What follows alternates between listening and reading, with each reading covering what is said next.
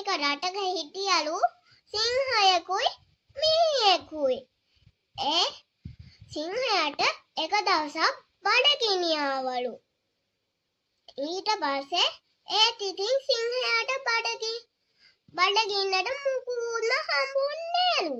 ඊට පස්සේ එයා දැක්කලු මීයෙක් ඉන්නවා. ඒ මීයා පැනපු ගමන්ම අල්ලගත්තලු. ඊට පස්සේ එයා කෑ ගහලා බය වෙලා ඇඬුවලු. අනේ මාව කන්න එපා. ඔය වගේ ලොකු බඩට මාව මන්දිනේ. ඒ හින්දා මාව කන්න එපා. මාත් ඔයා පැටළුනොත් මාත් බේර ගන්නම් කිව්වලු.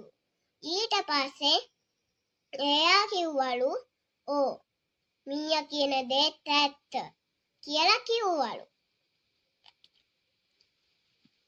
ඊට පස්සේ hina වෙලා කිව්වලු "අනේ ඔය වගේ මීයන්ට පුළුවන්ද අපිට උදව් කරන්න" කියලා hina වෙලා ගියාලු. ඊට පස්සේ ආයෙත් දවසක් කෑම හොයන් ගියාලු. ඊට පස්සේ එයා දැලකට අහු වෙලා පැටළුනාලු.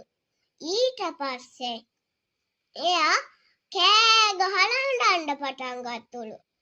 ඊට පස්සේ මීයාට ඇහුණලු එදා කණ්ඩාපු මේ සිංහයාද කොහෙද කෑ ගහන්නේ. ඉන්නකො දුවලා ගිහිල්ලා බේර ගන්න ඕනෙලු. එයාගේ තිබු දත් වලින් එයා හැපුවලු. ඒ දැල හපලා ඒ සිංහයාව බේරගත්තලු.